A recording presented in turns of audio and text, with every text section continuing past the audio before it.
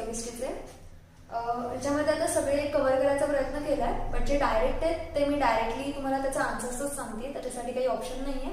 Question तुम्हाला दिसत आहेत, अदरवाईज मी तुम्हाला सांगते बोलून. ठीक आहे. So first question 51, bactericidal antibiotics among the following is. तर याचं ऑप्शन आहे 51चं ऑप्शन आहे ए, Ofloxacin is the bactericidal antibiotic. Okay. Second question, the monomer used in Novolac. Novolac म्हणजे बेकेलाइटचा पहिली स्टेप, बेकेलाइटच्या फॉर्मेशनची आधीची स्टेप, दॅट इज Novolac. तर Novolac मध्ये असतो formaldehyde and phenol. So option again A, formaldehyde and phenol. Okay. Next question, what are amorphous solids. खूप easy question आहेत पहिले तीन. These are supercooled liquids. Textbook मध्ये अमॉर्फस सॉलिडच्या अंडर एक्झॅक्टली असं सांगितलेलं आहे की it is supercooled liquids. So याचं ऑप्शन आहे 53चं ऑप्शन आहे C. Okay. Next question 54, hormones are secreted by ductless glands of human body. Iodine containing hormone. हा आधी पण क्वेश्चन झालेला आहे, म्हणजे याचं ऑप्शन आहे thyroxine. Okay. So again 54th option है B. Next 55, which of the following reagent cannot be used to oxidize primary alcohols to aldehyde. म्हणजे अल्कोहोलला ऑक्सिडाइज करून 55 क्वेश्चन, अल्कोहोलला ऑक्सिडाइज करून कोणता कंपोनंट डायरेक्टली आपल्याला अल्डिहाइड मध्ये नाही कन्वर्ट करून देत. तर CrO3 करतो, PDC करतो, PCC करतो. मी व्हिडिओमध्ये सांगितलेलं आहे की जर का KMnO4 टाकलं, K2Cr2O7 टाकले, म्हणजे स्ट्रॉंग ऑक्सिडायझिंग एजंट टाकले, तर त्याचं डायरेक्टली कन्व्हर्जन होतं कार्बोक्सिलिक ऍसिडमध्ये. म्हणजे अल्डिहाइड मध्ये होतं, बट अल्डिहाइड पुन्हा स्वतःला ऑक्सिडाइज करून कार्बोक्सिलिक ऍसिडमध्ये जातो. So the option is KMnO4. म्हणजे KMnO4 वापरून अल्डिहाइड मध्ये कन्व्हर्जन नाही करता येत. Okay. Next question, which one of the following metallic oxide exhibit amphoteric nature. P block मधला आहे, सगळ्यांना खूप आधीपासून माहिती असेल, Al2O3. सो 56चं ऑप्शन आहे. 55चं ऑप्शन होतं बी, 56चं ऑप्शन आहे D, Al2O3. Okay. Next question 57, by passing electric current NaClO3. हा क्वेश्चन झालेला आहे, बऱ्याच मुलांना हा क्वेश्चन कळला नव्हता. हा आणि याच्या टाईपचे क्वेश्चन झालेले आहेत, त्याच्यामुळे मी हा क्वेश्चन पुन्हा एकदा एक्सप्लेन करते नीट. बघा क्वेश्चन नंबर 57, NaClO3 चं कन्व्हर्जन मी मधलं लिहित नाहीये, NaClO4. आता याचा मिनिंग काय बघा ना, NaClO3 चा NaClO4. तर नीट बघितलं तर Na ची असते +1, O ची असते -2. सो -2 × 3 म्हणजे -6, -6 + 1 म्हणजे किती झाले, -5. सो -5 असेल तर Cl वरचा चार्ज आहे +5. ओके. पुन्हा सेम इथे +1 आणि हा आहे -2, -8 + 1 चा चार्ज आहे +7. म्हणजे याच्यामध्ये कितीचा डिफरन्स आलेला आहे, तर हा डिफरन्स आहे 2 इलेक्ट्रॉन्सचा. राईट. सॉरी, रादर इकडे 2 इलेक्ट्रॉन्स आपल्याला ऍड करायला लागतील या वेमध्ये. ओके. सो 2 इलेक्ट्रॉन्स म्हणजे 2 इलेक्ट्रॉन्स झाल्यानंतर 1 फॅरेडे तयार होतं. सॉरी, 2 इलेक्ट्रॉन्स दिल्यानंतर 1 मोल तयार होतं. सो ते काय विचारतात आपल्याला की किती 3 फॅरेडे जर का दिले, म्हणजे इथून तुम्हाला दिसतंय की 2 फॅरेडे, 2 मोल्स ऑफ इलेक्ट्रॉन, म्हणजे इकडे 1 मोल तयार होतं. राईट. सो 1 मोल म्हणजे 1 मोल ऑफ NaClO4. तर ते म्हणतात की how many moles will form if 3 faraday electric current has been passed. So काय येईल आन्सर बघा, 2 चा 3, सो 1 चा काय होणार आहे 1.5. याचा आन्सर असतं 1.5. तो x चा आन्सर असणार आहे 1.5. आन्सर असणार आहे आपलं 57चं सी. सो 57चा आन्सर आहे सी. ओके. 58 क्वेश्चन मध्ये बघा काय सांगितलंय की त्यांनी तुम्हाला रिड्युसिंग एजंट विचारलाय. ओके. तुम्हाला आता मी नीट सांगतेय की एक्झॅक्टली होतंय काय. एकाचा A- झाला आणि एकाचा B2+ झाला. मी तुम्हाला इझी रिॲक्शन देते कारण हे दोघं जण 0 0 चार्ज लागते. एचं झालंय रिडक्शन,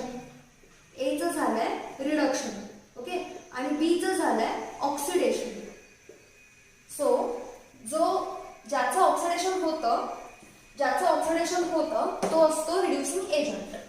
ज्याचं ऑक्सिडेशन होतं याचा अर्थ हा आहे रिड्युसिंग एजंट. ओके, आणि हा झाला ऑक्सिडायझिंग एजंट. ठीक आहे. तर आता रिडक्शन पोटेन्शियल, या दोन गोष्टी कळल्या तुम्हाला. ज्याचं ऑक्सिडेशन होतोय तो दुसऱ्याचं रिडक्शन करतोय, त्याच्यामुळे तो झाला एजंट. एजंट म्हणजे तो काम करून घेतोय. सो त्याने रिडक्शनचं काम करवलं दुसऱ्याकडून, स्वतः ऑक्सिडाइज होऊन. सो तो झाला रिड्युसिंग एजंट. सो आता समजा या दोघांमध्ये ए आणि बी मध्ये दोघेही 0-0 वरती होते, तर एचं रिडक्शन काय झालं, कारण एचं E0 वॉज हाय.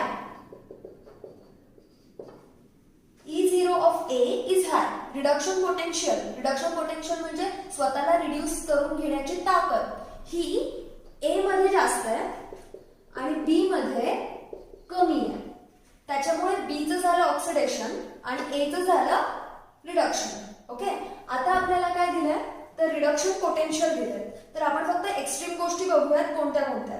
तर याच्यामध्ये एक्स्ट्रीम गोष्ट म्हणजे निगेटिव्ह आहे Zn2+, ज्याचा E0 सगळ्यात कमी आहे, दॅट इज निगेटिव्ह. आणि पॉझिटिव्ह मध्ये सगळ्यात जास्त कोणाचा आहे, तर F2चा. E0 ऑफ F2 चा सगळ्यात जास्त आहे, तो आहे पॉझिटिव्ह. पॉझिटिव्ह मध्ये सगळ्यात जास्त आहे. ठीक आहे.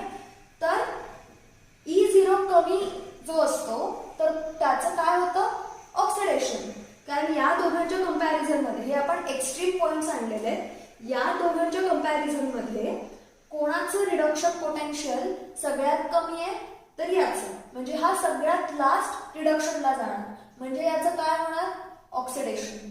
म्हणजे रेस लावली तर या दोघांमध्ये हा स्वतःचं ऑक्सिडेशन करून घेणार, हा स्वतःचं रिडक्शन करून घेणार. जो ऑक्सिडेशन, ज्याचं ऑक्सिडेशन होतं तो पण असतो reducing agent. So correct answer is Zn. So correct answer is Zn आणि ना की F2. So correct answer is Zn म्हणजे ए. सो 57चा ऑप्शन आहे ए. कळलं पर्यंत ना. 58 बघ, सॉरी हे 58 झालं. 59 बघा आता. Consider the following reactions.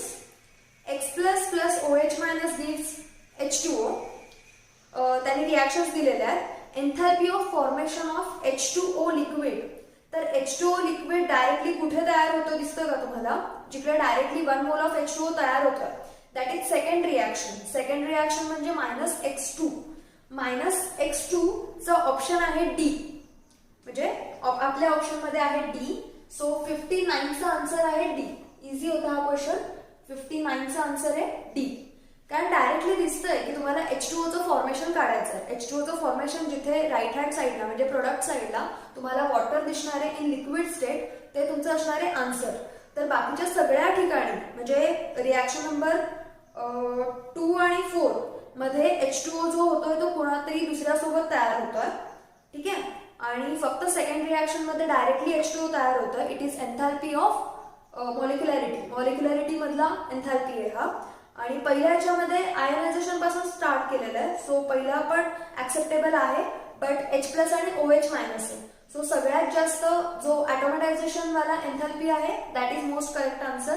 So H2 + ½ O2 gives H2 is the correct answer, that is -X2. ठीक है. Next question 60. Which of the following aqueous solution has highest freezing point? आता हायएस्ट फ्रीजिंग पॉइंट हा tricky question आहे. Tricky काय म्हणजे खूप छान question आहे ऍक्च्युली. बघा काय असं, नीट लक्ष द्या. हायएस्ट फ्रीजिंग पॉइंट 59चा आन्सर इज डी. 59चा answer D. 60 highest freezing point. Solute टाकल्यानंतर सोल्युशनचा फ्रीजिंग पॉइंट कमी होतो बरोबर. Lowering depression in freezing point.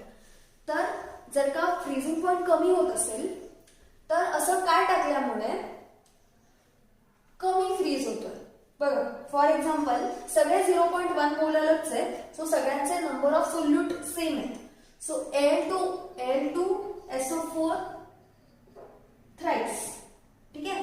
BaCl2 आणि AlCl3 आणि NH4Cl. आधी आपण या सगळ्यांचा व्हॅन्ट ऑफ फॅक्टर काढला कारण सगळे स्ट्रॉंग इलेक्ट्रोलाइट आहे. सो 2 आणि इकडचा 3 म्हणजे किती झाले 5. BaCl2 म्हणजे किती झाले 3. AlCl3 म्हणजे 1 आणि 3 म्हणजे किती झाले 4. NH4 हा पूर्ण एक आहे आणि Cl म्हणजे किती झाले 2. तर आता याच्यामध्ये एक्स्ट्रीम पॉइंटच सगळ्यात जास्त मॅटर करणार आहेत. सो AlCl3 आणि BaCl2 कडे बघायची पण गरज नाहीये पहिल्यांदाच. आता उरला प्रश्न 5 आणि 2. हायेस्ट किंवा लोएस्ट विचारलं तर नेहमी आपण एक्स्ट्रीम पॉइंट्स बघतो. सो Al2SO4 आणि NH4Cl मध्ये कोणाचं वाटतंय तुम्हाला? तर बघा Al2SO4 थ्राईस मध्ये काय होत आहे की जेवढे जास्त नंबर ऑफ सोल्यूट म्हणजे 5 टाइम्स वॅन्ट ऑफ फॅक्टर दाखवणार आहे. वॅन्ट ऑफ फॅक्टर सॉरी जे काही आपली कॉलिगेटिव्ह प्रॉपर्टी आहे दॅट इज डेल्टा TF ती 5 टाइम्स दाखवणार आहे इन केस ऑफ Al2SO4 आणि in case of NH4Cl it will show for 2 times म्हणजे डेल्टा TF ट्वाइस ने कमी होईल compared to non electrolyte solute. समजा जर का नॉन इलेक्ट्रोलाइट सोल्यूट डिफरन्स दाखवत असेल 2 डिग्री सेल्सिअसचा तर Al2SO4 कितीचा दाखवेल? तो दाखवेल 10 डिग्री सेल्सिअसचा. रॅन्डमली घेतली एवढं दाखवत नाही कधी.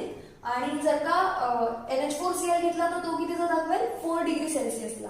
आपली फ्रीजिंग पॉइंटची जी लाईन आहे इथे 0 डिग्री सेल्सिअस इकडे निगेटिव्ह आहे इकडे पॉझिटिव्ह आहे बरोबर.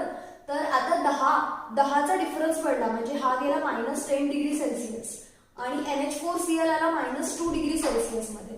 या दोघांमध्ये ग्रेटर कोण आहे? -2 डिग्री सेल्सिअस. तो कोणी दाखवला? NH4Cl नी. म्हणून correct option is D. So 60चं ऑप्शन इज डी. कळलं तुम्हाला? जेवढे कमी नंबर ऑफ सोल्यूट तेवढा फ्रीजिंग पॉइंट जास्त. जेवढे जास्त नंबर ऑफ सोल्यूट किंवा वॅन्ट ऑफ फॅक्टर जास्त असेल तर त्याच्यामुळे काय होत आहे की नंबर ऑफ सोल्यूट्स वाढतात त्याच्यामुळे फ्रीजिंग पॉइंट खूप जास्त कमी होतोय म्हणजे खूप मोठा फरक पडतोय त्याच्यामुळे तो लोअर होतोय. सो आता हायेस्ट विचारलाय कन्फ्युज नका हो. Highest freezing point will be this. Boiling point दिला होता मी हे फर्स्ट मॉक टेस्ट मध्ये एक्सप्लेन केलेलं आहे की बॉइलिंग पॉइंट दिला होता तर मग इझी होतं. ज्याचं सगळ्यात जास्त त्याचा सगळ्यात जास्त मोठा बॉइलिंग पॉइंट. फ्रीजिंग पॉइंटला उलट होतं कारण फ्रीजिंग पॉइंट मध्ये अजून खाली जातो. सो त्या स्केलमध्ये तुम्हाला मोठा बघायचं असेल तर कमी सोल्यूट वाला. ओके नेक्स्ट क्वेश्चन 60 झाला.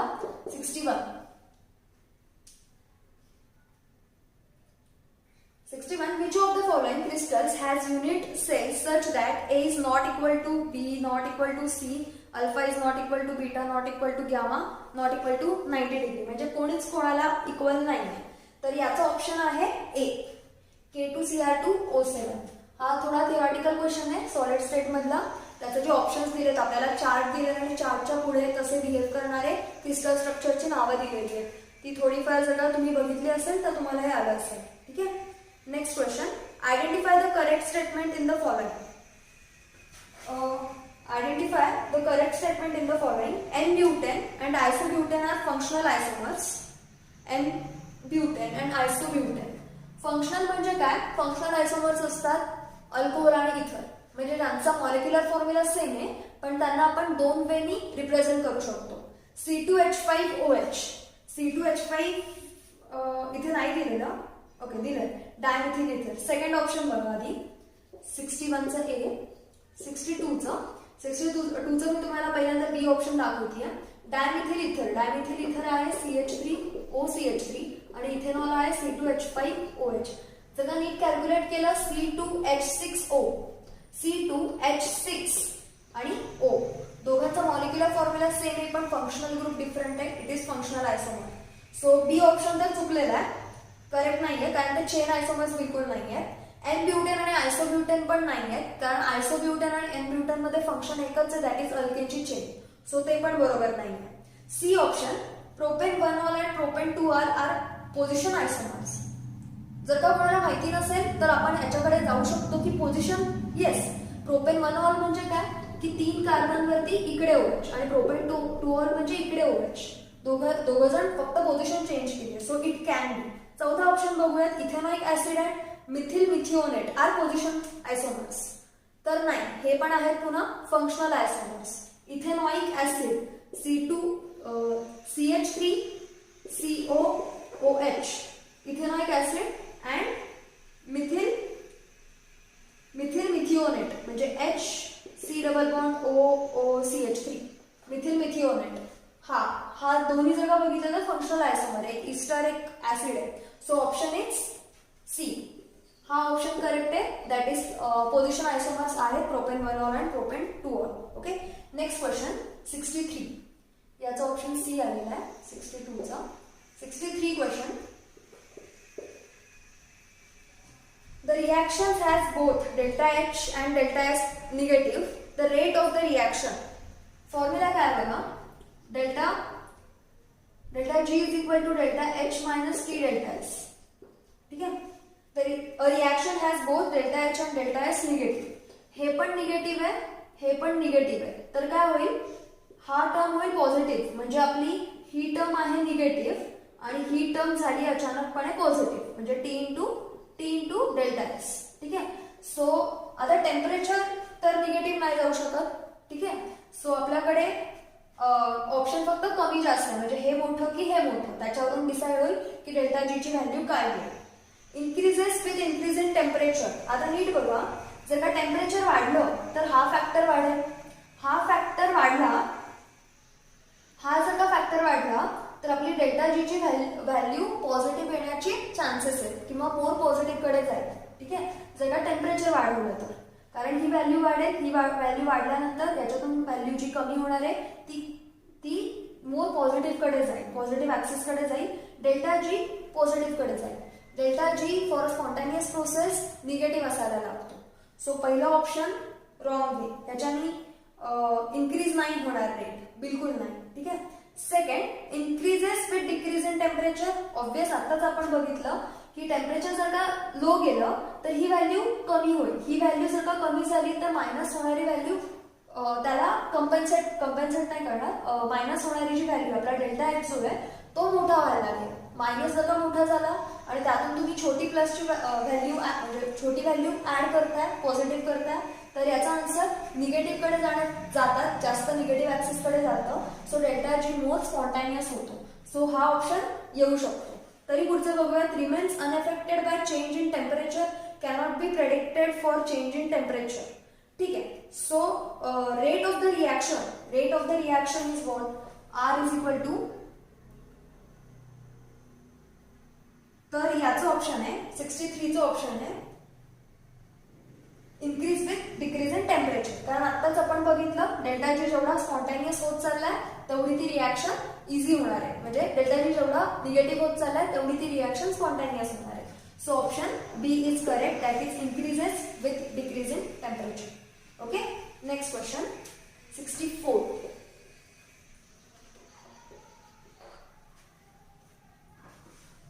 Which of the following is correct electron dot structure for N2O molecule? Okay, तर याचा ऑप्शन आहे बी. N2O चं स्ट्रक्चर आहे N triple bond N plus O dot minus. Okay, हे तुम्हाला डायरेक्टली आपल्या पी ब्लॉक मध्ये दिसून जाईल under nitrogen and it's oxide. 65. Which of the following aqueous solution should have the highest boiling point? आता बघा, एक्झॅक्टली फ्रीजिंग पॉइंटचा वेगळा question. NaOH, Na2SO4, NH4NO3, KNO3. तर NaOH चे 2 आहेत, Na2SO4 चे 3 आहेत, NH4NO3 चे 2 आहेत आणि KNO3 चे 2 आहेत. ओके, याच्यामध्ये आता वीक हा NH4NO3 वीक आहे. पण जर का आता तुम्ही नीट बघितलं तर तुम्हाला इझिली कळेल की बॉइलिंग पॉइंट हा विचारलाय. सो ज्याचे सोल्यूट सोल्युशन मध्ये गेल्यानंतर जास्त होणार आहे, म्हणजे ज्याचा वॅन ऑफ फॅक्टर जास्त असणार आहे, तो इलेव्हेशन इन बॉइलिंग पॉइंट जास्त करणार. सो डेल्टा टीबी त्याचा जास्त वाढेल. याचा अर्थ काय की सोल्युशनचा बॉइलिंग पॉइंट टेम्परेचर जो असेल तो जास्त वाढेल. मग इझी एक question directly 3 Na2SO4 is correct answer. So answer is B. ठीक आहे, कारण जेवढा नंबर ऑफ सोल्यूट जास्त, जेवढं डिसोसिएशन जास्त, तेवढा वॅन ऑफ फॅक्टर जास्त, तेवढा एलिव्हेशन इन बॉइलिंग पॉइंट जास्त, तेवढा boiling point of the solution जास्त. ओके, याच्यामध्ये जर का कमी विचारलं असतं तर प्रॉब्लेम होता. याच्यामध्ये नाही विचारणार कारण सगळ्यांचं 2 आहेत, पण तरी याच्यामध्ये मग वीक इलेक्ट्रोलाइट तुम्हाला डिस्टिंग्विश करून लिहायला लागलं असतं. 66 क्वेश्चन बघा. हार्ड क्वेश्चन मध्ये तुम्हाला फक्त एकच गोष्ट कळली पाहिजे की हा केचं जे युनिट आहे त्याच्यावरून तुम्हाला इनडायरेक्टली त्यांनी सांगितलं की हा झिरो ऑर्डर रिॲक्शन आहे। झिरो ऑर्डर जर का रिॲक्शन असेल तर काय होईल बघा, जर का झिरो ऑर्डर रिॲक्शन असेल तर त्याचं फॉर्म्युला असतो rate is equal to K into time directly, rate is equal to K into T. Okay, sorry, concentration of B is equal to directly मिळणार आहे तुम्हाला K into T, because answer काय आपलं rate equation काय असतं, rate is equal to K, only K, तिथे काहीच नसतं, आणि rate is what, concentration of B upon time is equal to K, so concentration of B is equal to K T. B का घेतला, कारण बी ची व्हॅल्यू आपल्याला शोधायला सांगितली आहे। एचं काहीच काम नाहीये, तुम्हाला फक्त कन्फ्युज करण्यासाठी ए दिला होता। सो के काय असेल बघा, 0.6 इंटू 10⁻³ टाइम काय दिलेला आहे 20 मिनिट्स। टाइम जर का 20 मिनिट्स दिलाय तर याला कन्वर्ट करा सेकंड्स मध्ये।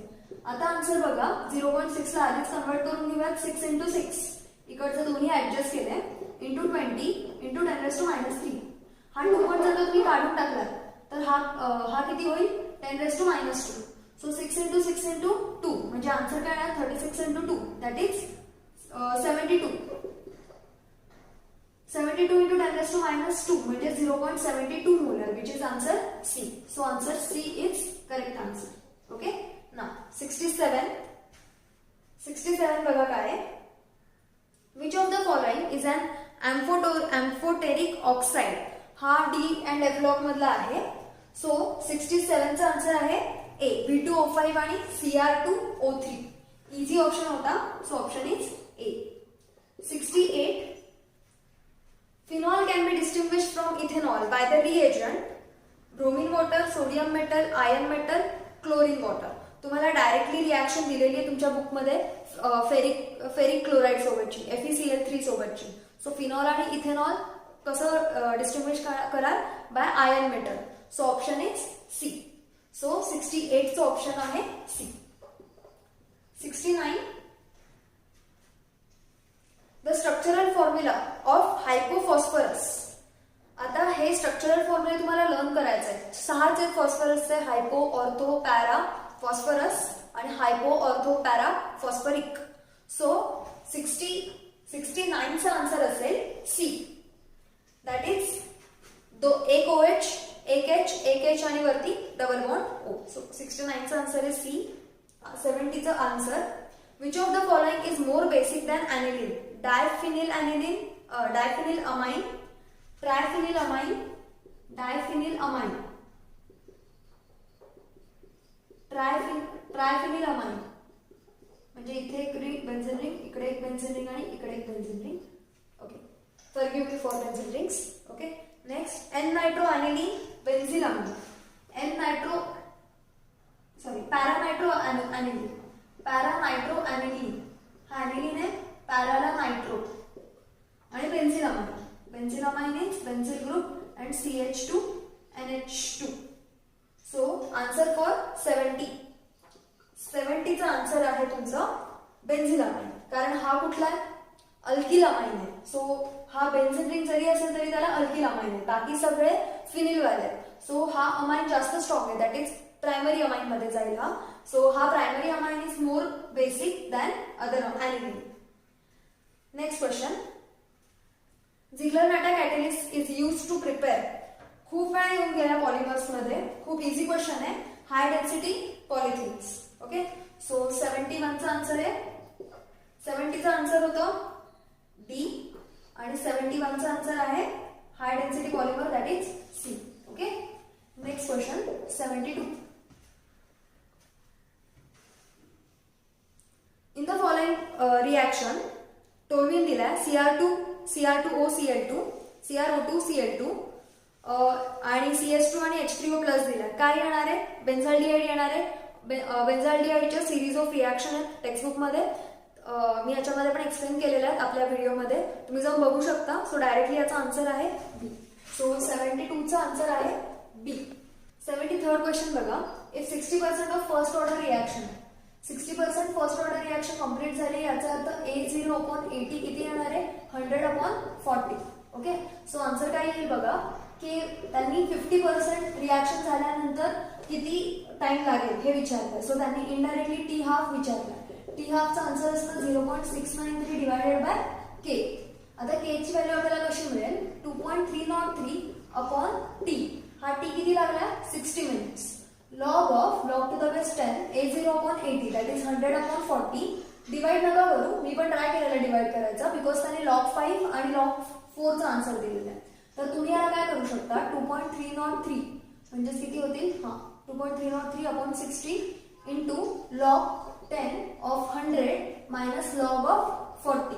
आता लॉग 100 किती येणार आहे ऑब्वियसली 2 आहे मायनस लॉग 40 किती येईल लॉग 4 चा आन्सर दिलाय 0.6. ठीक आहे. तर लॉग 40 चा आन्सर असणार आहे 1.60. हे कसं केलं लॉग मध्ये ज्यावेळेस आन्सर देतात तर लॉग 4 चा मिनिंग काय लॉग 4 चा मिनिंग आहे की 4.0. कॅरेक्टरिस्टिक पार्ट किती आपला 0 कारण एका डिजिट नंतर पॉइंट आहे आणि त्याच्यानंतर मॅन्टीचा पार्ट तर सेम असतो 400 4000 4 लाख सगळ्यांसाठी मॅन्टीचा पार्ट सेम असणार आहे. फक्त डेसिमल पॉइंट वरून कॅरेक्टरिस्टिक पार्ट चेंज होणार आहे. सो तो आला 0 च्या ऐवजी 1.60. सो आन्सर काय येणार 0.4 इंटू 2.303 अपॉन 60. 0.4 म्हणजेच किती येणार 4/10.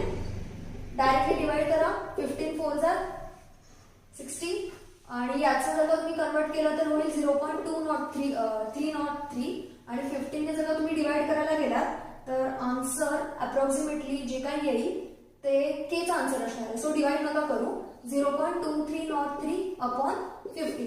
हे आन्सर आहे तुमचं के चं. आणि टी हाफचा आन्सर काय आहे बघा टी हाफ साठीचा फॉर्म्युला काय असतो 0.693. आता हा 0.693 कसा आलाय तर तुम्हाला कळेल टी हाफचा आन्सर आहे 0.693 आला होता आपला लॉग 2 इंटू 2.303 डिवायडेड बाय के. के ची व्हॅल्यू आहे पुन्हा 0.2303 इंटू 15. तर जर का तुम्हाला याचे बेसिक लक्षात असतील ना की फॉर्म्युलामध्ये आन्सर्स कुठून आले तर तुम्हाला इझिली मिळेल. हे आन्सर आला 10. लॉग 2 त्यांनी लॉग 4 दिलेलं आहे. लॉग 4 म्हणजेच आपल्याला काय माहिती आहे लॉग 4 लाच आपण काय लिहू शकतो 2 log 2 right.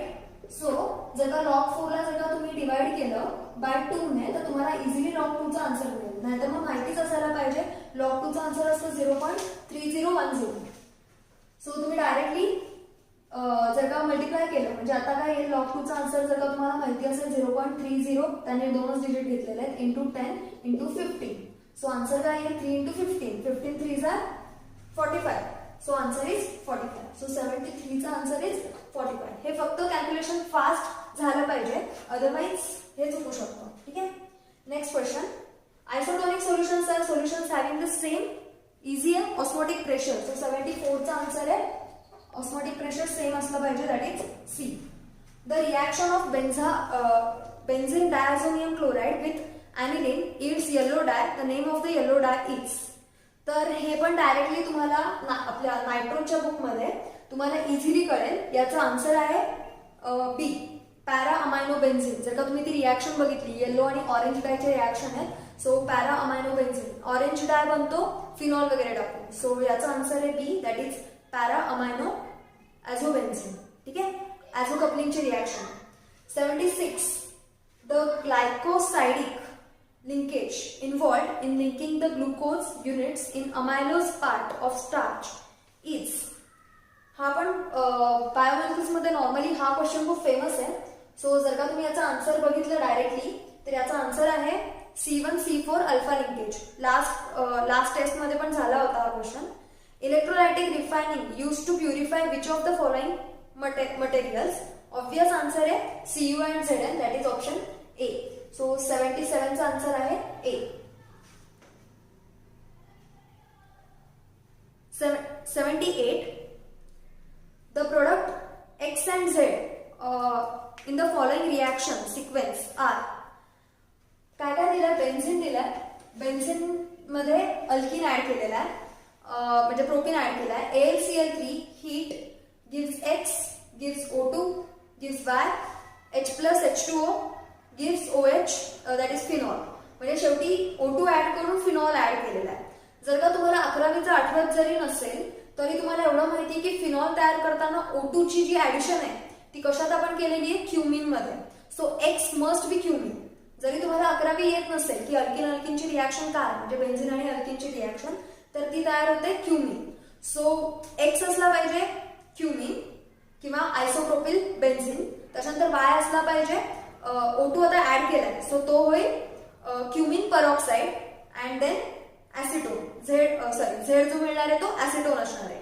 So Z acetone fix आहे. सो ए बी डी पैकी ऑप्शन असायलाच पाहिजे. याच्यामध्ये तुम्ही एवढंच लक्षात ठेवा तुम्हाला कुठल्या सिमिलर रिॲक्शन दिसतात. शेवटी फिनॉल दिसतोय, O2 दिसतोय, हा तुमचा मेन पॉइंट असला पाहिजे की ही रिॲक्शन क्युमिनची असली पाहिजे. सो क्युमिन मध्ये O2 ऍड करतो. So X is cumene and Z is acetone. So cumene आणि ऍसिटोन. सो क्युमिन म्हणजेच isopropyl benzene and acetone. Option is A. ठीक आहे, सोडवायची गरज नाही याच्यामध्ये काहीच. 79. Which of the following will be the most stable diazonium salt. हा पण झालेला आहे तुम्हाला. याचा आन्सर आहे D, that is phenyl diazonium chloride. हाच आपण सँडमेअर्सला पण ऍड केलेला आहे, हाच आपण सगळीकडे ऍड केला आहे. Next 80 question. आता याच्यामध्ये बघा कोणता आयसोमर आहे हा. फक्त तुम्ही नीट बघितलं तर एक NO2 आहे आणि हा ONO आहे. म्हणजे आयसोमर्स 4 प्रकारचे आहेत. लिंकेज हा आहे linkage isomerism. Geometrical, optical, hydrate. हायड्रेटमध्ये फक्त वॉटर मॉलिक्युल्स इन आउट असतात, म्हणजे कॉम्प्लेक्स आयनच्या इन आउट हायड्रेट असतात. ऑप्टिकल आयसोमेरिझम आपल्याला माहिती. ऑप्टिकल आयसोमेरिझम मध्ये फक्त ज्यांना 2 रिंग स्ट्रक्चर असतात तेच दाखवतात. याच्यामध्ये तर रिंग स्ट्रक्चर नाहीये, सो हे आउट झालंय. लिंकेज आयसोमर आहे फक्त ONOचा NO एकदा O कडून अटॅच झाला, एकदा N कडून अटॅच झाला. दिस इज अम्बिडिंटेड लिगॅंड्स, म्हणून linkage isomerism. Linkage isomerism is shown by ambidentate ligands. Which of the following oxidation state is common for all lanthanides. So 81 चा आन्सर आहे B, that is +3. +3 oxidation state is very common in lanthanides. Theoretical question है. For a cell reaction involving 2 electron charges E0 0.3 volt at 25 degrees Celsius, the equilibrium constant of the reaction is. Cell reaction दिला आणि equilibrium constant विचारला आहे. equilibrium constant म्हणजे कुठला formula use करायला लागणार आहे, नर्न्स इक्वेशन वाला फॉर्म्युला. सो E0 आणि नर्न्स इक्वेशन विथ 25 डिग्री सेल्सिअस आणि E0 दिलेला आहे. सो तुमचं E0 दिलेला आहे 0.3 वोल्ट. सो फॉर्म्युला काय असतो, at 25 degree Celsius 0.0591 divided by n log to the base 10 K equilibrium constant. ठीक आहे. सो आहे आपल्याला सगळीकडे 25 डिग्री सेल्सिअस आणि R ची व्हॅल्यू दिली आहे, नर्न्स इक्वेशन आहे. So 0.0591 divided by 2 into log 10 of K. So question number चालू आहे 82. सो याचा आन्सर आहे E0. E0 किती आहे, 0.3 वोल्ट. सो बघा आन्सर काय येईल, 0.3 into 2 divided by 0.0591 is equal to log to the base 10 K. म्हणजे हे येतं अप्रॉक्सिमेटली 0.6 डिवायडेड बाय 0.0, याला तुम्ही 6 म्हणू शकता. सो आन्सर येतं 10. So log 10 to the base म्हणजे K चा आन्सर ते, म्हणजे याचा अर्थ काय की आन्सर आहे आपला 10⁻10. So option is 10⁻10. लॉगचं आपल्या नॉर्मल फॉर्मॅट मध्ये कन्वर्जन केलं तर आन्सर इज log 10⁻10. सो 82 चा आन्सर आहे डी. 82 चा आन्सर आहे D. Next 83. What is the increasing order of acidic strength. आता हा पण खूप वेळा झालेला आहे, पार्ट आहे. सो बघा पॅरा हा झालेला आहे, पॅरामिथॉक्झी फिनॉल, पॅरामिथिल फिनॉल, पॅरानायट्रोफिनॉल. ऍसिडिक स्ट्रेंथ कधी पण नायट्रोची जास्त असणार आहे. सो तुमचा आन्सर आहे C, that is first paramethoxy phenol. तुम्हाला सांगितलं होतं की इथर ग्रुपचा least active group. So methoxy आधी, then methyl and then nitro. Nitro is सगळ्यात जास्त स्ट्रॉंगेस्ट पार्ट येतो. So acidic strength will increase according to C option. So 83 चा आन्सर होतो C. Next 84. Edge length of a cube is 300 picometer. A body diagonal would be. Body diagonal edge length दिलेली आहे. Age length of a cube is 300 picometer. Its body diagonal would be 84. A दिलेला आहे 300 picometer, that is 310 raised to minus 9 minus 10 centimeter. Picometre मध्येच आहे, so convert करायची गरज नाहीये. आता जर का तुम्ही हे ऍक्च्युअली मॅथ्स मधला क्वेश्चन आहे, बॉडी डायगोनल म्हणजे काय असतो हा, तर हा आपण बॉडी सेंटर्ड मध्ये बघितलं होतं की हा जो ट्रायंगल आहे तो आहे ए आणि हा ए, म्हणजे हा किती झाला याचा स्क्वेअर, या बी म्हणजे काय असणार आहे √2a, म्हणजे बी स्क्वेअर असणार आहे 2a स्क्वेअर, हा 2a स्क्वेअर आणि अगेन हा a स्क्वेअर म्हणजे झाले 3a square. So 3a square म्हणजे हा डायगोनलचा स्क्वेअर असणार आहे. सो 3 टाइम्स एज लेंथचा स्क्वेअर, दॅट इज 300 चा स्क्वेअर इज इक्वल टू डायगोनलचा स्क्वेअर. ठीक आहे, सो आन्सर असणार आहे 300 इंटू √3. ठीक आहे, √3 चा आन्सर असतं 1.73. सो 3 इंटू 1.173 म्हणजे आन्सर असणार आहे 9. 7 3 are 21, 1 3 1 are and 5 and 9. So answer आहे आपलं 5 and 9. ऑप्शन बघा.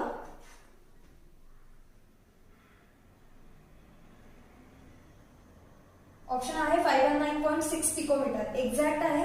सो 84 चा आन्सर आहे, 84 चा आन्सर आहे C, that is 5 and 9.6 picometer. Okay, C option. 85. Which of the following statement is true in case of alkyl halides? They are polar in nature, they can form hydrogen bonds, they are highly soluble in water, they undergo addition reaction. तर त्यांच्यामध्ये addition reaction होत नाही, alkene मध्ये most prominently होते. They are slightly polar in nature, they can form hydrogen bond, completely नाही थोडेफार. They are highly soluble in water, they are insoluble in water. So answer is 85 चा A. So 85 चा answer आहे A, that is they are polar in nature. बाकीचे ते पण slightly असतात, बाकीचे बिलकुलच ट्रू नाही आहेत, बाकी सगळे आहेत. हायड्रोजन बॉन्ड्स फक्त अल्कोहोल आणि ऍसिड बनवतात, बाकी अल्डिहाइड बनवतात पण त्यांचा वीक असतो. सो अल्किल हॅलाइड मध्ये त्याचं काहीच काम नाही. The intramolecular hydrogen bond is present in intramolecular hydrogen bond phenol, orthonitrophenol, paranitrophenol, paracresol. व्हिडिओमध्ये चेक केलं तर तुम्हाला दिसेल नायट्रोफिनॉल जे तयार होतात तर त्याच्यामध्ये 2 टाईपचे असतात, पॅरा आणि ऑर्थो, आणि तो एक्सेप्शन आहे की 80% ऑर्थो तयार होतो बिकॉज ऑफ इंट्रामॉलिक्युलर हायड्रोजन बॉन्डिंग, आणि पॅरामध्ये होतो इंटरमॉलिक्युलर हायड्रोजन बॉन्डिंग. त्याच्यामध्ये पण नीट सांगितलं, पाहिजे असेल तर फास्ट फॉरवर्ड करून बघा, तिकडे तुम्हाला एक्सप्लेनेशन आहे. सो 86 चा आन्सर आहे ऑर्थोनायट्रोफिनॉल. 88 question. Which of the following compounds undergo haloform reaction? तर ज्यांच्याकडे CH3CO ग्रुप प्रेझेंट असणार आहे ते हॅलोफॉर्म मध्ये जातील. क्लिअरली दिसतं पहिलं ऑप्शन. सो 88 चं ऑप्शन आहे A. Okay, next question. 89 easy होता. For the reaction SO2 plus O2 gives 2SO3. The rate of disappearance of O2 is 2 into 10 raised to minus 4. The rate of appearance of SO3 is. तर आधी तुम्हाला या सगळ्याचं rate equation लिहिता आलं पाहिजे. Okay, so rate equation कसं लिहितात बघा. Question number is 89. Rate equation कसं लिहायचं? dSO2 minus upon dt by 2 is equal to O2 चं दिलंय, सो याचं ऍक्च्युअली काही गरज नव्हती. dO2 divided by dt minus is equal two plus dSO3 divided by 2 dt. म्हणजे या दोघांचा रेट सेम असणार आहे. या दोघांचा डिसअपिअरन्स आणि याचा अपिअरन्सचा रेट सेम असणार आहे. ठीक आहे, O2 चा डिसअपिअरन्सचा रेट दिलाय 2 into 10 raised to minus 4. याचा डिसअपिअरन्स मध्ये डायरेक्टली रेट ऑफ द रिएक्शनच येत आहे. So 2 into 10 raised to minus 4 is equal to dSO3 upon 2 dt. Right, हा आहे रेट इक्वेशन म्हटलं. त्यांनी विचारलंय अपिअरन्स ऑफ SO3 म्हटल्यावर तुम्हाला काय करायला लागेल, हा 2 तुम्हाला या साईडला न्यायला लागेल. सो हा 2 जर का इकडे नेला तर अपिअरन्स येईल, that is 4 into 10 raised to minus 4. Very easy answer, option is B. 89 चा आन्सर आहे B. 90. The charge required for the reduction of 1 mole of MnO4 minus to MnO2. 90th question.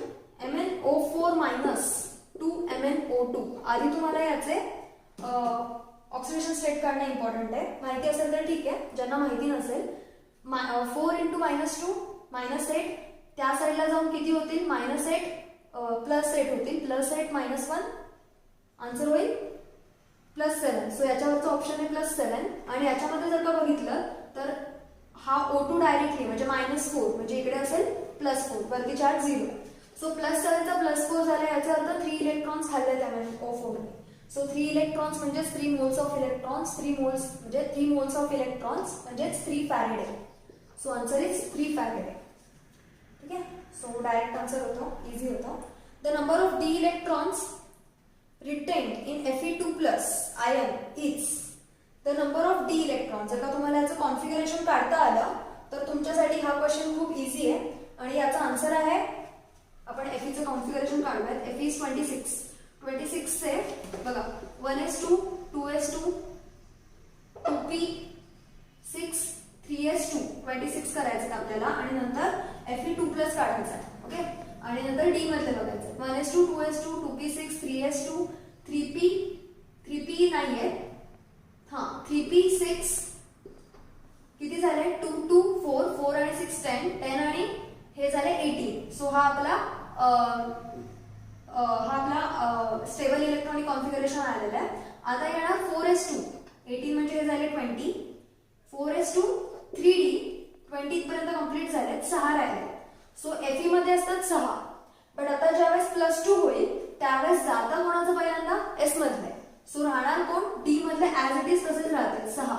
So option is 6 म्हणजे option is 6 electrons राहतील. So D orbital मध्ये 6 electrons after Fe2+ मध्ये राहतील. ठीक आहे, answer is C. Next question 92. How many moles of magnesium phosphate will contain 0.25 mole of oxygen atom? ठीक है, how many moles of magnesium phosphate Mg3PO4 twice will contain 0.25 mole of oxygen. आता याच्यामध्येच बघा किती mole of oxygen atoms आहेत. Oxygen item किती आहे त्याच्यामध्ये, एका मोल मध्ये 4 × 2 म्हणजे 8 एका मोल मध्ये 8 मोल्स ऑफ ऑक्सिजन ॲटम आहे.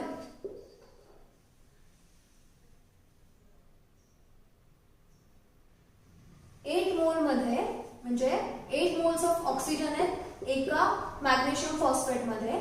तर ते विचारतात 0.25 मोल ऑफ ऑक्सिजन किती मोल्स ऑफ मॅग्नेशियम फॉस्फेट मध्ये असेल. सो डायरेक्टली क्रॉस मल्टिप्लिकेशन, हे ऑक्सिजनचं आहे आणि हे मॅग्नेशियम फॉस्फेटचं आहे.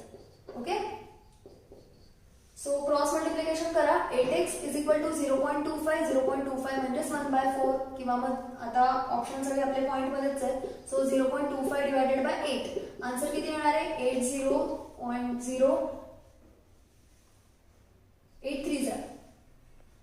सो आन्सर असणार आहे 0.03 म्हणजे 3.125 × 10⁻⁵. So correct answer is D.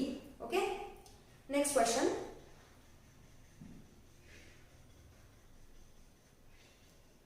In the following reaction, alkene red hot iron tube, the number of sigma bonds present in the product is. आता प्रोपाइन दिलाय, alkyne red hot iron tube forms A. So ही reaction 11वी मध्ये होती, H balance केलेले नाहीये. याच्यावरून मिळतो मेझिटिलीन. कसा असतो, बेन्झीनचं स्ट्रक्चर असतं, फक्त इथे असतो CH3 and CH3. तर त्यांनी विचारलं याच्यामध्ये सिग्मा बॉन्ड्स किती आहे. ओके, इझी क्वेश्चन आहे. हे जर का माहिती असेल तर सिग्मा बॉन्ड कळेल, बट तरी खूप जण चुकतील, मला माहिती आहे. पुढे पुढे चुकायला सांगते. सगळेजण सिग्मा बॉन्ड कसे काउंट करतील माहिती आहे. पहिली चूक, बेन्झीनचे 6 सिग्मा बॉन्ड, बाकीचे 5. सो बेन्झीनचे 6 7 8 9 सगळेजण आन्सर 9 म्हणून लिहून टाकतील. ठीक आहे, तर ऍक्च्युअल काय आहे, हे 9 तर झालं, अजून कशी चुका करतील. ठीक आहे, काही जणांना कळेल थोडे हुशार असतील तर की इथे 3 3 3 म्हणजे टोटल किती झाले अजून 9. सो 9 + 9 म्हणजे झाले 18. पण ते आन्सरच नाही सापडणार तुम्हाला ऑप्शन मध्ये. तर याचं करेक्ट आन्सर आहे इकडे इकडे आणि इकडे इकडे पण हायड्रोजन बॉन्ड्स आहेत जे आपण नेहमी विसरतो. सो हे असणार आहे टोटल 21. सो ऑप्शन काय आपला? ऑप्शन आहे ए, दॅट इज 21. ओके, तर हा 92 क्वेश्चन होता Mg3PO4 ट्वाइसचा. आणि त्याच्या आधी आपण घेतला होता Fe चा 91 क्वेश्चन. ठीक आहे, सो 90, 91, 92, 93, नाउ 94. 94th क्वेश्चन बघा काय. स्ट्रक्चर दिलेलं आहे एक, त्याचं IUPAC नाव घ्यायचं आहे. फर्स्ट ऑफ ऑल आपण प्रेफरन्स देतो मोठ्या चेनला, बट आता याच्यामध्ये कसं आहे की तुम्हाला हे पण बघायचं आहे की डबल बॉन्ड कुठे. जो डबल बॉन्ड असेल तो मेनली मेन चेन मध्ये येतो. सो डबल बॉन्ड आहे वरती, म्हणजे स्ट्रक्चर बघा कसं आहे. मी याचा एक्झॅक्टली फॉर्म काढतीये. ओनली कार्बन काढतीये, हायड्रोजन तुम्ही बॅलन्स करून घ्या. 1 2 3 फोर्थ कार्बनला वरती चेन आहे आणि ती गेली आहे डबल बॉन्ड होऊन वरती पुढे. खालची चेन पुन्हा एक्सटेंड झाली आहे सी, त्याला पुन्हा अजून चेन आहे अँड देन पुन्हा सी सी. ठीक आहे, तर आता नंबरिंग ऑब्वियस आहे, इकडून करायला लागेल कारण 1 2 3. सो 1 2 3 4 इथपर्यंत पोहोचलो. आता इकडे नका जाऊ 5 6 7 आणि हेप्टेन नका बनवू, बिकॉज इकडे अल्किन दिसतो. सो त्या अल्किनला आपल्याला घ्यायला लागेल. सो काय होईल बघा, 4 जरा 5 6. सो याचा मेन कार्बन नंबर आला हेक्स. ओके, आता हा आल्यानंतर हे बघा की कुठे कुठे डबल बॉन्ड आहे.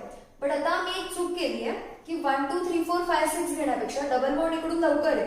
सो तुम्हाला काय करता येईल, हा जो ग्रुप आहे याला तुम्हाला लिहिता येईल 1 2 3 4 5 6. ओके, असं गेलं असतं तरी चाललं असतं, सेमच आहे. तुम्ही असं जा ऑर एल्स असं जा. ठीक आहे, सो आता हेक्स तर आला आणि हेक्स 1 इन तर येणारच आहे. ओके, हेक्स 1 इन हे तर फिक्स झालेलं आहे कारण 1 आणि 2 मध्ये डबल बॉन्ड आहे, त्यालाच प्रायोरिटी दिली आपण. 4th वरती इथिल ग्रुप आहे, सो येणार 4 इथाइल.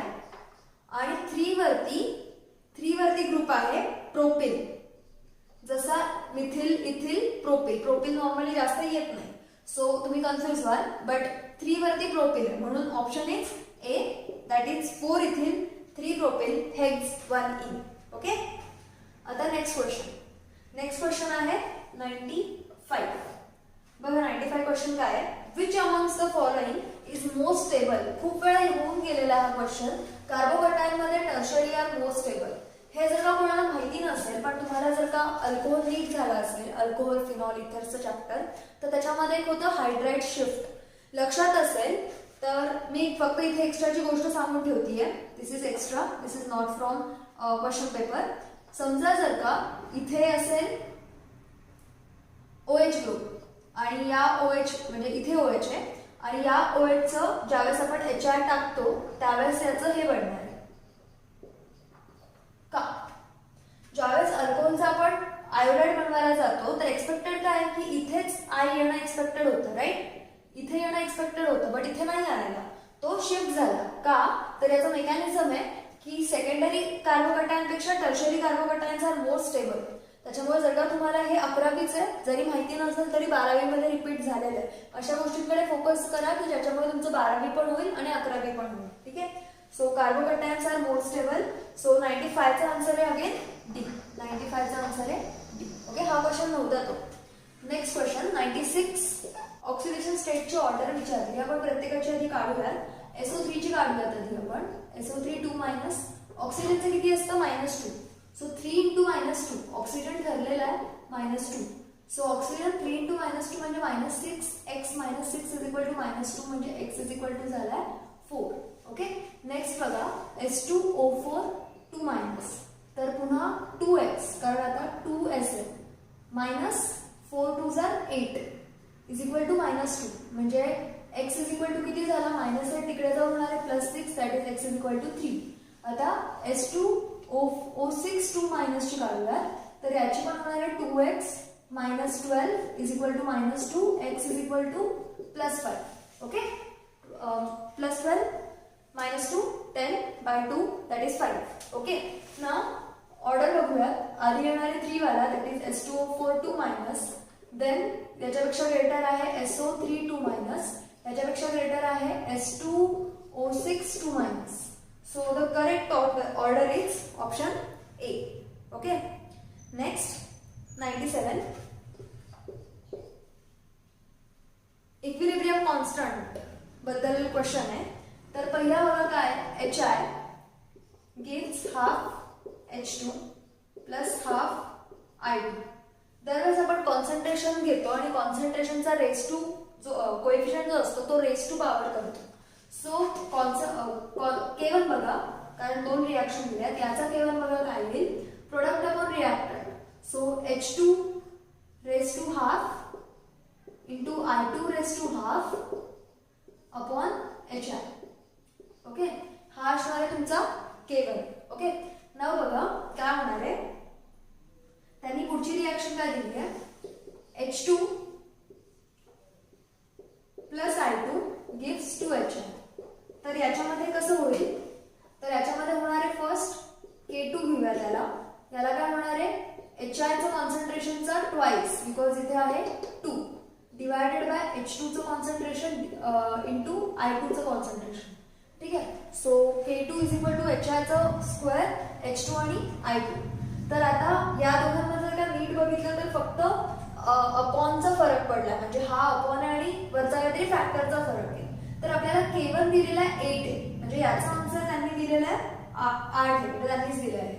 सो H2 म्हणजे आपण याला असं लिहू शकतो कारण उलट लिहिलेलं आहे. सो आपण लिहिताना असं लिहूयात 1/8 is equal to HI upon H2 raise to half आणि I2 रेस टू हाफ. ठीक आहे, आता K2 म्हणजे काय, तर याचा स्क्वेअर आहे, H2 रेस टू हाफ चा स्क्वेअर म्हणजे H2, I2 raise to half चा स्क्वेअर म्हणजे I2, म्हणजे इनडायरेक्टली हा 1/K1 चा स्क्वेअर आहे. बरोबर, सो आन्सर असणार आहे 1/8 चा square, that is answer is 1/64. Okay, so 1/64 is your correct answer. Next question, decreasing order of stability of O2 minus काय दिलेलं आहे, तर तुम्हाला दिले O2 minus, O2 plus and O2 2 minus. तर याचे जे बॉन्ड ऑर्डर असतं त्यांच्यावर डिपेंड करतं. आता O2 प्लस जो आहे त्याची बॉन्ड ऑर्डर आहे 2.5. ठीक आहे, त्याच्यानंतर O2 ची बॉन्ड ऑर्डर आहे 2, O2 मायनस ची बॉन्ड ऑर्डर आहे 1.5 आणि O2 2 मायनस ची बॉन्ड ऑर्डर आहे 1. ओके, सो याच्यामुळे correct order is option D. Okay, next, wax is an example of 99. Question number 99, याचा आन्सर होतं D, that is 98. Question number 99 चा आन्सर आहे A, molecular crystal. Wax is an example of molecular crystal. Metallic क्रिस्टलचं नाहीये, कोव्हॅलेंटचं नाहीये, आयनिकचं तर बिलकुल नाही. सो मॉलिक्युलर क्रिस्टल हे तुम्हाला सगळं सॉलिड स्टेट मध्ये बघायला मिळेल, किंवा मग तुम्हाला हे थोडंफार बुक मधून चालायला लागेल वरचेवर की तुमचा कुठल्या गोष्टी वाचायच्या राहिलेल्या आहेत. ठीक आहे, question 100, crystal of covalent compounds always possess high melting point, ions held together by electrostatic force of attraction, molecules as structural units or atoms as their structural units. तर क्रिस्टल्सचे नेहमी ॲटम हे स्ट्रक्चरल युनिट असतात, त्याच्यामुळे आपण एवढे लेटाईक्स वगैरे पण शिकलेलो आहे. So atoms are main thing of basic building of crystals. Okay, so हे होते आपले 100 क्वेश्चन. या व्हिडिओच्या शेवटी मी तुम्हाला 4th लेसन दॅट इज इलेक्ट्रोलिसिसचे सम्स देणार आहे, कसे सॉल्व्ह करायचे. ओके, कारण खूप जणांना प्रॉब्लेम आला आणि सगळेजण जवळजवळ टेक्स्टबुक मेथड फॉलो करतात.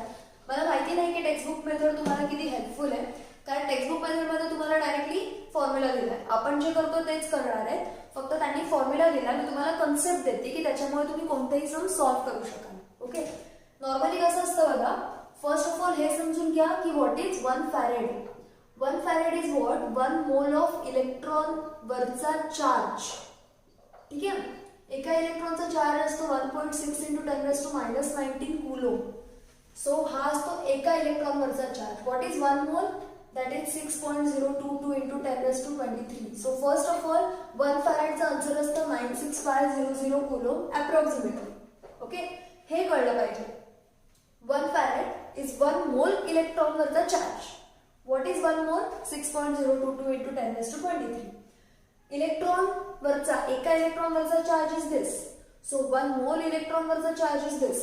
ओके, सो ज्यावेळेस आपण बोलतो आता की Fe2 plus 2 electron gives Fe, तर याच्यामध्ये काय झालेलं असतं की Fe2 प्लस 2 इलेक्ट्रॉन घेऊन Fe सॉलिड तयार झाला. हा असतो ॲक्वियस फॉर्म मध्ये किंवा लिक्विड असतो. ओके, आणि हा झालेला आहे 2 इलेक्ट्रॉन घेऊन Fe. तर हा 2 इलेक्ट्रॉन नसतो, म्हणताना आपण 2 इलेक्ट्रॉन म्हणत असू चुकीचं आहे.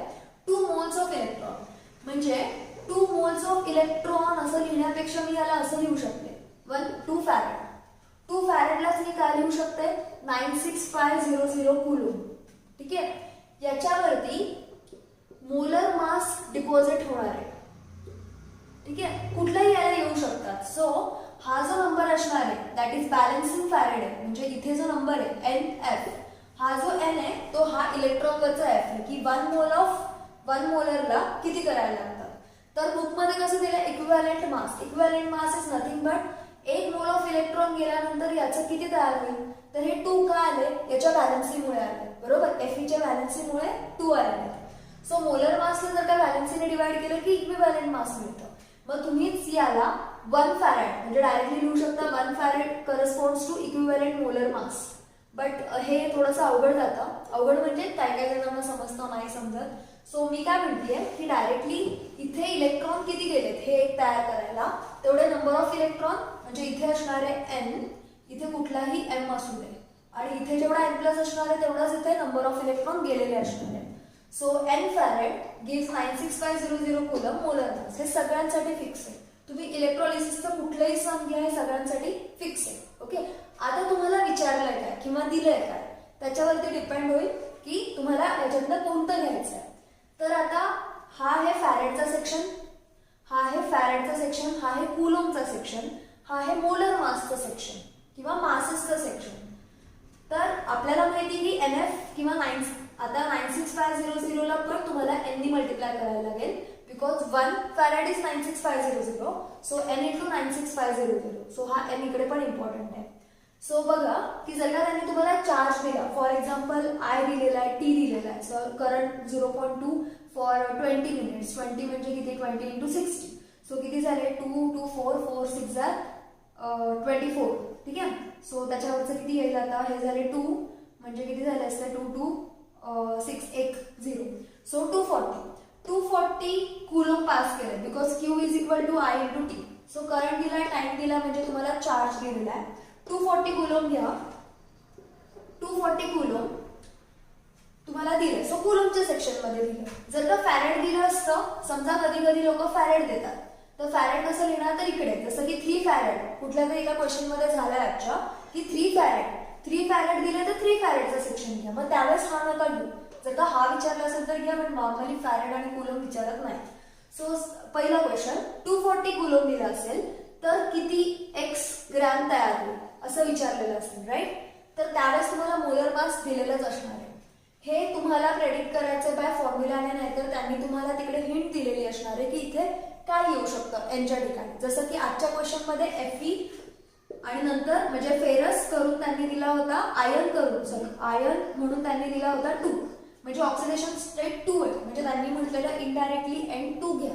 ठीक आहे, आणि मोलर मास त्यांनी दिलं होतं आपल्याला किती ग्रॅम्स प्रोड्यूस झाले बाय 3 फॅरेड. त्याच्यामध्ये होतं ऑप्शन 3 फॅरेडचा. सो 3 फॅरेडला आता हे घ्यायची गरज नाहीये, x ग्रॅम तयार झाले. सो तुम्हाला तुमच्यावर आहे की तुम्ही हा 2 सेक्शन वापरतायत की हे 2 सेक्शन वापरतायत. नॉर्मली हे दोन्ही येत नाहीत. सो फॅरेड आणि मोलर मासेस का चार्जेस आणि मासेस ते तुमच्यावर. मोलर मास प्रत्येक वेळी चेंज होईल अकॉर्डिंग टू सम. अदरवाइज एका कुठल्याही Fe साठी फिक्सच आहे 56, Na साठी फिक्सच आहे. सगळ्यांसाठी त्यांचं मोलर मासेस फिक्स आहे. फक्त हा N चेंज होईल जर का तो डी ब्लॉक मधला असेल तर. अदरवाइज सगळ्यांचा N पण फिक्स आहे.